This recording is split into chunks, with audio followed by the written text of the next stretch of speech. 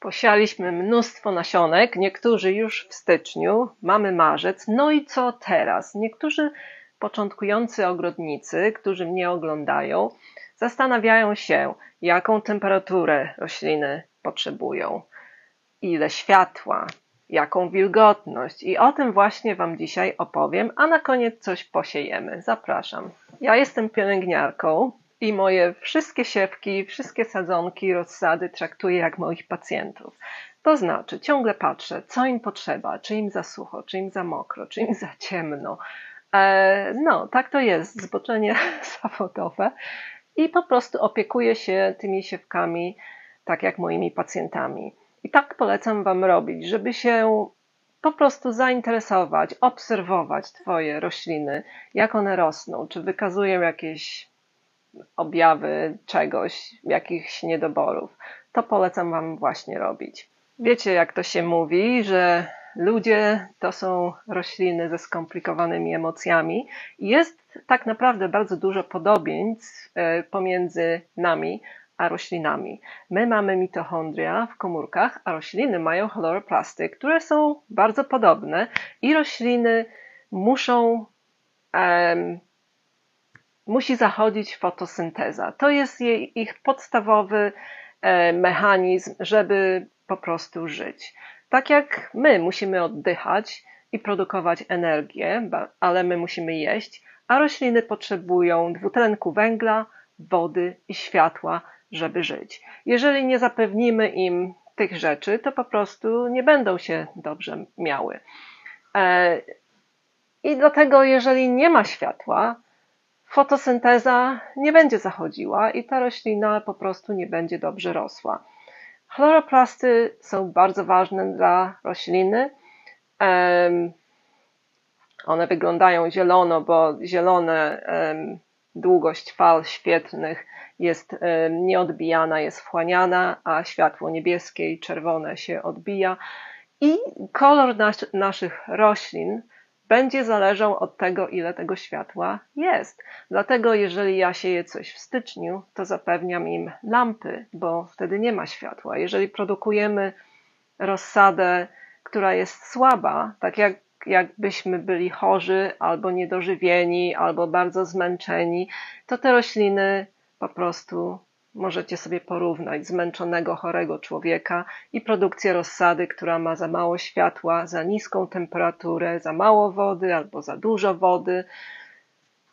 No, taką sobie zrobiłam analogię.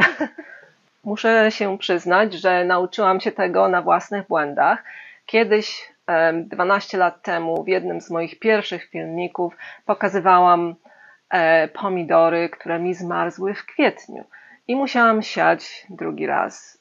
Filmik się chyba nazywa Co dalej z pomidorami, czy coś takiego, co się stało. Ale po prostu wyjechaliśmy na urlop i ktoś miał nam się opiekować tymi sadzonkami pomidorów, które już w kwietniu były takie i były pod folią. I przyszedł mróz i wszystkie pomidory mi zmarzły, bo po prostu ta osoba tego nie zrobiła, nie przykryła włókniną. No i tak się nauczyłam, że nie warto siać pomidorów za wcześnie, bo są za duże, za szybko. Nie warto ich wynosić pod folię zbyt wcześnie, sprawdzać prognozę pogody, czy są jakieś przymrozki. No i tak teraz robię. Pomidorów jeszcze nie posiałam, będę je siała pewnie 18 czy 19, bo tak policzyłam, że to jest 8 tygodni od 15 maja i tego się trzymam i tak robię. Także jestem znana z tego, że zabiłam wszystkie moje rozsady melonów w zeszłym roku, nie 10-12 lat temu, ale w zeszłym roku po prostu dałam im za dużo wilgoci. Melony, ogórki, bazylia, nawet czasem inne rozsady po prostu nie lubią mieć za mokro.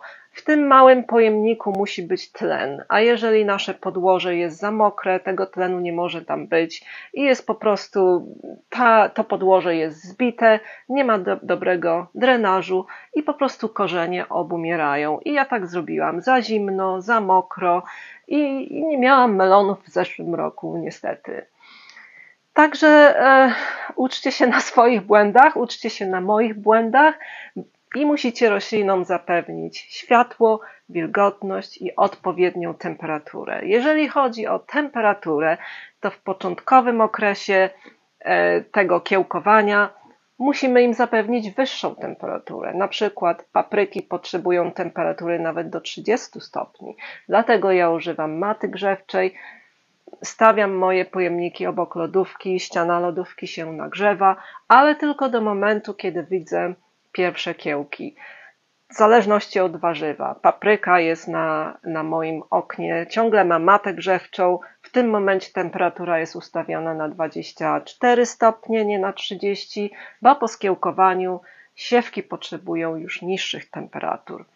A takie rośliny jak na przykład rzodkiewka, szpinak, cebula, po skiełkowaniu w kuchni, jeżeli tylko widzę krótkie kiełki, od razu wystawiam pod osłony. Nie na zewnątrz, tylko pod osłony do mojego inspektu, który jest z poliwęglanu. Możecie wystawić do szklarni, pod folię, do inspektu, aby zapewnić jakąś ochronę, ale temperatury nie poniżej zera, ale kilka stopni powyżej zera, bo one po prostu takich temperatur potrzebują. Koperek z rozsady robię pierwszy raz. Zawsze siałam koperek wprost do gruntu, ale podpatrzyłam tą metodę u Jedzeniogród na Instagramie. To jest pani, która ma taki ogród komercyjny i sprzedaje warzywa do restauracji i do sklepu warzywnego. I ona po prostu uprawia rozsadę koperku już w lutym, żeby przyspieszyć wschody. Koperek, jeżeli posiejemy go wprost do gruntu, nawet teraz w marcu, to może wschodzić nawet przez 3 tygodnie. A po prostu robiąc rozsadę i trzymając tą całą paletę, na przykład tak jak ja w kuchni, w ciepłym miejscu, możemy przyspieszyć wschody, nawet całkiem sporo. No i jak to robimy? Bierzemy sobie paletę, te komórki nie muszą być duże i do każdej komórki siejemy po kilka nasionek koperku. I po prostu nic prostszego, stawiamy w miejscu w temperaturze pokojowej nawet 20 stopni. Koperek nie potrzebuje mieć specjalnie ciepło, no ale jeżeli ma 1 czy 2 stopnie na plusie w gruncie, no to wtedy zajmie mu 3 tygodnie, żeby wzejść. No i no nie wiem ile tu, 5-6 nasionek w jednej komórce. No i zobaczymy jak to będzie rosło. I tu po prostu przykrywamy odrobiną podłoża. I tak po prostu kontynuujemy. No i jakie mam tutaj odmiany, bo wszyscy zawsze pytają. To jest koperek Super Ducat. Ten co posiałam to jest szmaragd, polskie odmiany. Mam następny szmaragd i mam tutaj odmiany kupione w Anglii. Ten nie ma nazwy, tylko jest powiedziane koper, beznazwowy. Tak to właśnie w Anglii jest. Oni nie są fanami kopru i po prostu nie ma takich wielu odmian. No i teraz jak już przykryłam moje nasionka, to po prostu dla utrzymania wilgotności, bo to jest bardzo ważne, zwłaszcza w kuchni, gdzie jest ciepło, przykrywam tą folią. Możemy przykryć jakąkolwiek folią albo jakąś kopułą plastikową, jeżeli mamy. To jest dla mnie sposób najłatwiejszy. Nie przylepia się do wszystkiego, no ale postawię to obok lodówki. A tutaj obok lodówki, pomiędzy patelniami i moimi dyniami na nasiona, są wszystkie właśnie warzywa, które są tutaj w celu kiełkowania. Tutaj mamy moją stewię, tutaj parę bobów, które tu będę trzymać tylko do skiełkowania. Tu są moje pudełka testowe. Tu jest mój szparagi z nasion. A to wszystko inne to są kukurydze. Kukurydze, które są bardzo wczesne, które skiełkowałam w tym pudełeczku i po 2 dniach wypuściły już kiełki i musiałam je wczoraj wieczorem szybko poprzesadzać do tych kubeczków. I teraz mój koper pójdzie pod te wszystkie doniczki, a te pójdą na górę. No i teraz oczywiście będziemy musieli codziennie, nawet 2 razy dziennie zaglądać, czy nic nie kiełkuje. także z tymi i z tymi wszystkimi kilka razy dziennie patrzeć, dlatego że jeżeli zaczną wschodzić, a tutaj nie ma dostępu światła, to po prostu się wyciągną, a tego bardzo nie chcemy. Pokażę Wam teraz, co testuję w tych pudełeczkach. Te pudełka są fajne do testowania. Na pewno są lepsze niż worki i ręczniki papierowe, bo po prostu widać przez nie od razu, bez potrzeby odwijania tego wszystkiego, co kiełkuje i czy właściwie kiełkuje.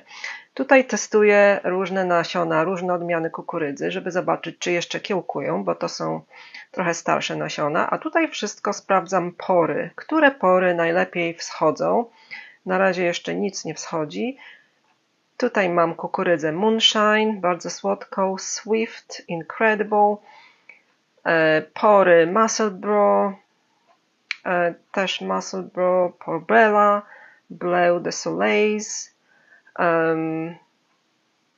Musselburgh z innej firmy, Elephant i Elephant z różnych lat. Tutaj sobie poprzyklejałam nazwy, żeby wiedzieć, ta naklejka odpowiada tej komórce, ta tej i wiem, co jest co przez to. Tutaj także kiełkuję kukurydzę, te dwie specjalne, bardzo wczesne odmiany. Już stąd pobrałam te nasionka, które kiełkują. Widzę, że jeszcze ze dwa tutaj będą. Wypuszczają kiełki. Odmiana Superstart i Mirai. I to jest Por Lion. A tutaj w tym trzecim pudełeczku testuję pasternak.